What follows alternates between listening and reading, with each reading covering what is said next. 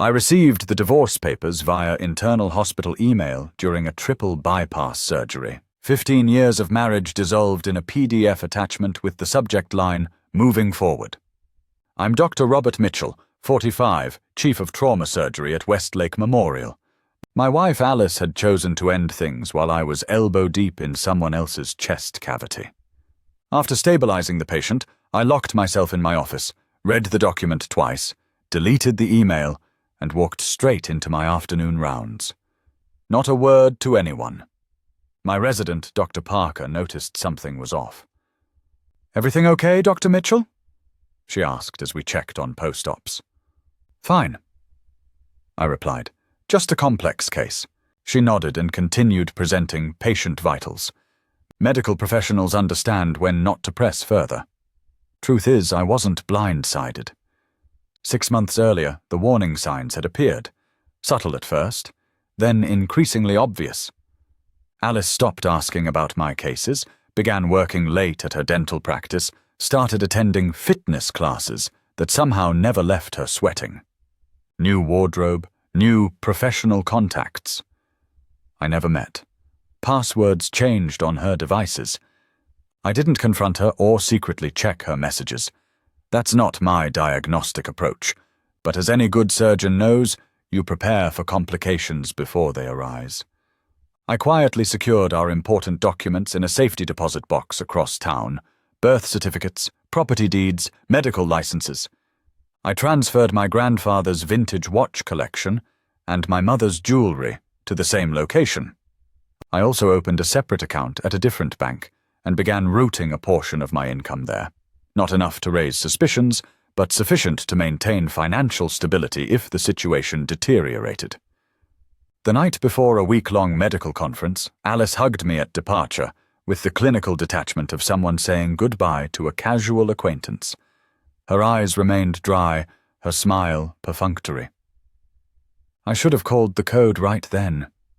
Part of me still hoped my differential diagnosis was wrong. It wasn't. What she didn't anticipate was that I'd prepared for this eventuality, and what she failed to understand was that while I avoid conflicts, I never abandon patients or problems. I met Alice at a hospital fundraiser in 2008. I was completing my trauma fellowship. She was finishing dental school. Her laugh caught my attention first. Genuine, uninhibited. We were married 11 months later at the Botanical Gardens, just as spring flowers bloomed. Alice used to say she admired my dedication, though she never fully grasped what trauma surgery entailed. Her father owned a successful accounting firm. Her brother managed investment portfolios. No medical professionals in her family. She'd occasionally suggest I consider private practice, better hours, better pay. Not recognizing that saving lives in critical moments was my calling, not just employment. We purchased our lakefront home in 2013, nothing ostentatious but beautifully situated with a deck overlooking the water. I added her name to the deed despite the mortgage being solely in mine through a physician loan program, because that's what equal partners do.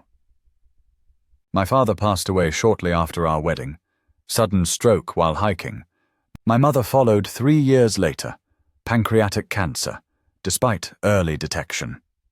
They left me a modest inheritance that allowed us to eliminate Alice's student debt while establishing an emergency fund. I worked rotations of 80-hour weeks during our marriage, sometimes consecutive 36-hour shifts during trauma seasons. Each time I emerged from these intensive periods, Alice seemed slightly more distant, somewhat more restless, as though playing a role she'd outgrown. "I didn't sign up to be a surgeon's wife," she confessed after I mentioned chairing the trauma department. "I'm tired of eating dinner alone while your food gets cold." I understood her frustration.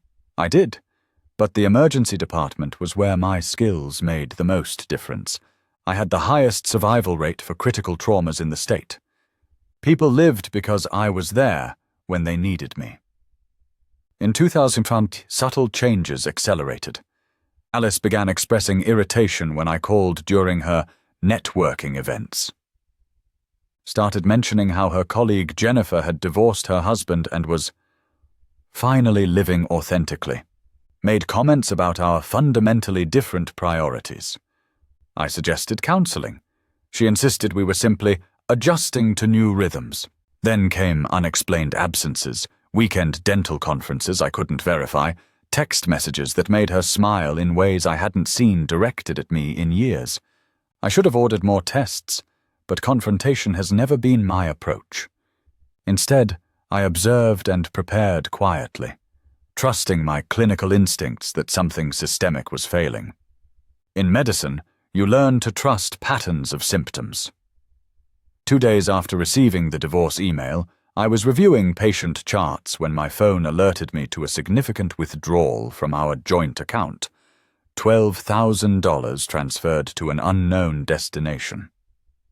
I set down my pen and checked our banking app.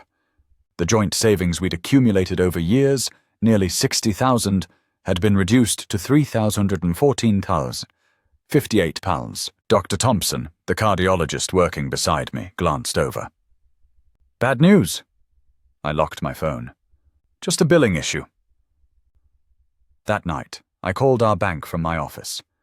The representative confirmed Alice had been making systematic withdrawals for weeks, beginning with small amounts, then escalating to major transfers precisely when my schedule showed I was in surgery. 3 days after receiving those divorce papers, I discovered my financial access codes had been changed. I tried logging into our joint investment account during a brief break between surgeries, denied. Called customer service on my way to post-op rounds. I'm sorry, Dr. Mitchell, but your authorization level was modified last week, the representative explained. Your wife implemented dual verification, requiring her approval for any transactions. I maintained my professional composure, finished my rounds, then slipped into an empty consultation room. I systematically checked our other accounts. Our emergency fund, $87,000 we'd built over years, showed 6 recent withdrawals totaling $62,000. Our vacation savings emptied. Even my professional dues account had been drained. This wasn't impulsive. This was calculated, executed during my scheduled OR blocks when Alice knew I'd be unreachable. Dr. Thompson found me staring at my phone. Your BP's probably 180 to 110 right now, he said, closing the door behind him. What's happening? I rarely share personal matters, but Thompson had helped me through a difficult malpractice case years ago. I trusted his discretion. Alice emptied our accounts and filed for divorce while I was in surgery, I said, showing him the transaction history. Thompson examined it with clinical precision. These transfers follow a pattern, timed during your longest procedures. She's been planning this for months. No platitudes or empty sympathies, just analytical assessment, exactly what I needed. You need to secure what's left, he advised, and consult Sarah Jenkins, best divorce attorney in the state, handled my brother's case. Specializes in high-asset divorces where one party attempts to hide assets. That evening, I remembered our home security system, the one I'd installed after a series of neighborhood break-ins. Alice probably forgot I could access it remotely. I logged in from my office computer and began reviewing archived footage. The clinical detachment I maintained during critical traumas abandoned me completely. There he was, a man I'd never seen before, entering our home using his own key. The timestamp showed 3:40 p.m. last Tuesday. I'd been in a 6-hour vascular reconstruction. I watched him move through our house with the confidence of familiarity, wearing my monogrammed bathrobe, drinking from my medical school graduation mug. The footage showed Alice arriving, their embrace in our kitchen, their laughter as they opened a bottle of the 30-year scotch my father had given me before he died. I downloaded the footage to a secure external drive, taking care to maintain the original file properties, chain of custody habits from expert witness testimonies. I captured screenshots of the financial transactions with timestamp metadata intact. I was no longer just hurt. I was gathering evidence. My surgical training kicked in. When facing a complex trauma, you assess, prioritize, and execute methodically. No emotion, just precision. I created a systematic action plan. First, secure remaining assets. Second, consult with legal counsel. Third, document timeline of suspicious activities. Fourth, implement financial containment protocol to prevent further damage. Fifth, maintain professional performance despite personal crisis. The next morning, I called Sarah Jenkins before rounds. "I need legal counsel, confidential and urgent," I said when her assistant put me through. Her response was immediate and precise. "My office, 7 a.m. tomorrow. Bring all financial records and documentation of assets prior to marriage." As I hung up, I felt something shift inside me. The initial shock had crystallized into surgical focus. This wasn't just about emotional betrayal anymore. This was about systematic deception that required a calculated response. I would approach this crisis with the same methodical precision I bring to the operating room. I met Sarah Jenkins at her downtown law office at 7 a.m. sharp. Her corner suite screamed success without being flashy. Tasteful furniture, discreet awards on the walls, a view of the city waking up. She was exactly as Thompson described. Mid-50s, sharp eyes behind designer glasses, no wasted movements. "Dr. Mitchell," she extended her hand, grip firm. "Let's get to work." For the next hour, I laid out my situation with the clinical precision of presenting a complex case. Sarah took meticulous notes, asking targeted questions that cut through emotional clutter to expose the legal bones of the matter. "This isn't my first rodeo with physician divorces," she said. "High-earning medical professionals are prime targets for what I call calculated exits, where one spouse systematically prepares to maximize their take." She reviewed my documentation, nodding approvingly at my organized approach. "Most clients come in with a shoebox of receipts and tear-stained notes. You've given me a surgical tray of evidence." "Trauma protocol," I explained. "Assess damage, identify critical issues, establish intervention priorities." Sarah smiled slightly. "We'll make a good team. Now, let's examine what we have." She pulled out 3 key documents I'd provided. First red flag, these bank statements. See these withdrawals, all occurring during your scheduled surgeries. That's not coincidence, that's calculation. I studied the highlighted transactions, $62,000 extracted in precise intervals, matching my OR schedule. Second issue, these credit card statements. She pointed to several charges. Luxury hotel bookings, jewelry purchases, airline tickets. 2 passengers each time, but you were in surgery on all these dates. My stomach tightened. The evidence was clinical in its clarity. "Most damning is this," Sarah said, placing a refinance application before me. "Your signature authorizing a second mortgage on your lake house. Except, that's not my signature," I said immediately. The forgery was obvious to me. The loop on the R was wrong, the stroke pattern different from my precise, economical physician's hand. "Exactly." Sarah nodded. "Signature forgery is a felony. This isn't just divorce territory anymore, Robert. This is criminal fraud." She continued methodically, building a diagnosis more devastating than I'd imagined.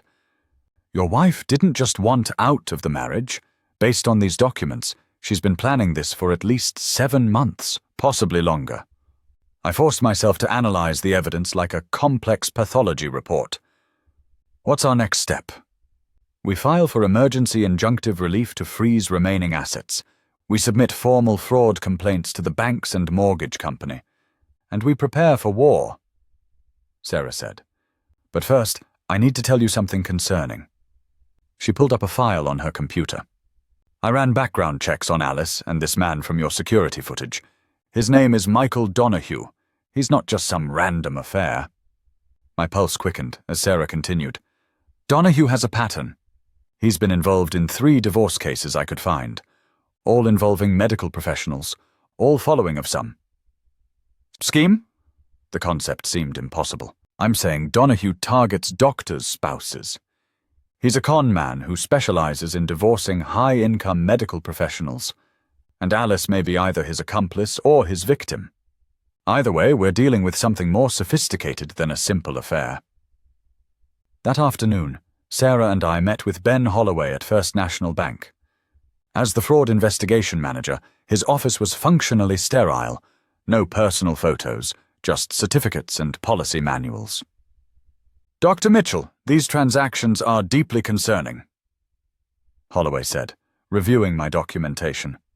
"The timing pattern alone raises red flags. All major withdrawals occurred while you were verifiably in surgery." "Can the transfers be reversed?" Sarah asked. "Some potentially.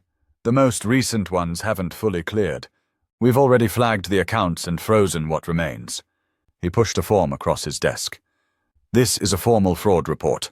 Once filed, we'll begin recovery procedures and coordinate with other institutions." I signed where indicated, my hand steady as it is during the most delicate procedures. This wasn't emotional anymore. This was triage. "There's something else you should know," Holloway added, lowering his voice. "The destination accounts for these transfers have received similar deposits from 3 other joint accounts in the past year, all belonging to medical professionals." Sarah and I exchanged looks. "A pattern," she said. "We've already referred this to our financial crimes unit," Holloway confirmed. "They may reach out for additional statements." By evening, we'd filed emergency motions with the court to freeze all marital assets, submitted fraud reports to 3 financial institutions, and contacted the mortgage company with evidence of forgery. The system was responding, slowly engaging its protective mechanisms. I was reviewing case notes in my office when my phone buzzed with a text from Alice. "The bank called about suspicious activity. What are you doing, Robert?" I showed the message to Sarah, who advised against responding. "She's fishing. She knows something's happening, but not exactly what or how much we know." An hour later, Alice called. I let it go to voicemail. Her message was a study in controlled panic. "Robert, we need to talk. There seems to be some misunderstanding with our accounts. Call me back immediately." When I left the hospital that evening, a familiar car was parked near my temporary apartment, Michael Donohue's silver Audi, the same one I'd seen in our security footage. He wasn't visible, but the message was clear. They were watching, assessing, planning their counter-move. I didn't approach the vehicle. Instead, I called Sarah. "They're escalating," I told her. "Good," she replied. "That means they're worried, and people who are worried make mistakes." As I ended the call, another text from Alice arrived. "Whatever you think you know, you're wrong. Don't make this uglier than it needs to be." But I knew exactly what I knew. I had the evidence, the expert guidance, and most importantly, the surgical precision to excise this cancer from my life, completely and permanently. The operation had begun. I received the call from the FBI while I was going through my morning routine at the convenience store. It was Agent Patel, and her tone was serious. "Dr. Mitchell, we need to meet. We've made some progress in your wife's case." As I drove to the office, a mix of anxiety and hope churned in my stomach. This was it, the official intervention I had been waiting for. When I arrived, the atmosphere was charged. Agent Patel introduced me to Agent Donovan, who handed me a folder filled with documents. "We've initiated an investigation into Alice's actions," Patel explained. "We've uncovered a pattern of large, unauthorized withdrawals and potential forgery related to your accounts." They detailed the criminal implications of her actions: identity theft, fraud, and conspiracy. I felt a sense of validation. My concerns were now backed by official recognition. The next step involved a strategic plan. With the agents, we devised a method to monitor Alice and her accomplice, Michael Donohue. "We'll set up surveillance during her scheduled meetings with him," Donovan said. "This will help us gather crucial evidence." I had never expected to be part of a covert operation, but it felt like a mission I was trained for.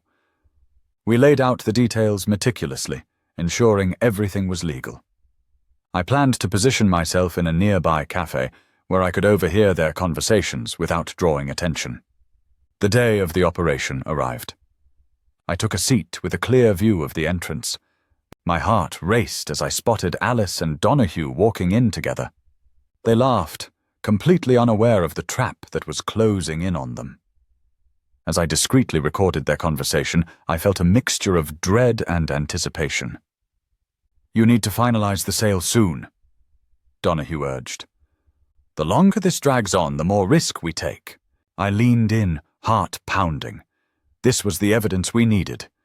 Suddenly, a team of FBI agents appeared, swarming the cafe. They marched in, badges out. "Alice Mitchell, Michael Donahue, you're under arrest for conspiracy to commit fraud," Agent Donovan announced. The two of them looked shocked, their expressions shifting from surprise to panic. I watched as they were handcuffed, their world unraveling in an instant. There was no escape for them now, no excuses, no way out. After their arrest, the investigation revealed the extensive scope of their scheme. They had targeted several high-earning medical professionals, exploiting vulnerabilities while partners were deployed or working long hours.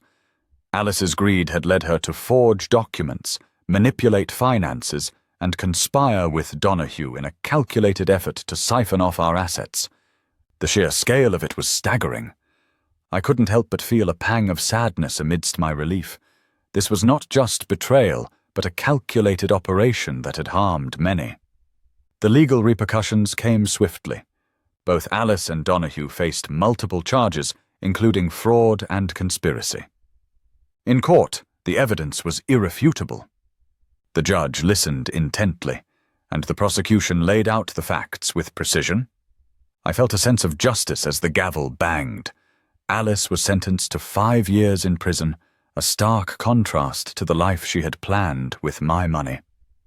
It was finally over between us, a legal severance of all ties. The divorce was finalized, and I was free to move on. Justice doesn't always come quickly, but it does come. I decided it was time to say goodbye to the past. I sold the house that held so many painful memories. It wasn't just a property. It was a symbol of what I had lost. To do this, I reached out to a local real estate agent, explained my situation, and let them handle the sale. It felt like a clean break, a chance to start over. I packed my essentials, anything that reminded me of happier times or that held sentimental value, and left the rest behind. I even had a small farewell with my old colleagues, nothing dramatic, just a few drinks and shared stories. What once felt like an end had become the beginning of something new. I felt a sense of relief wash over me.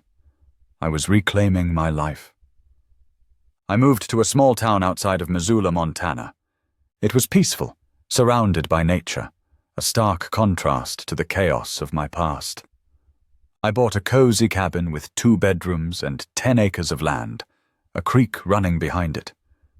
This place was a breath of fresh air, giving me the tranquility I craved. I took early retirement from my medical career. After 20 years, I had given enough. I got a German shepherd named Scout, and we spent our days exploring the woods or just lounging in the sun. I started doing carpentry work for locals, building furniture or helping with renovations. It wasn't about making a fortune. It was about keeping my hands busy and feeling fulfilled.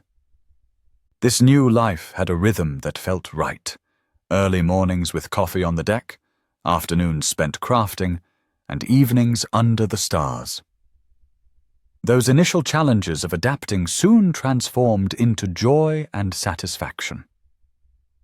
One day, I received a letter from a woman in Fort Worth. She wrote, "You don't know me, but you saved our home.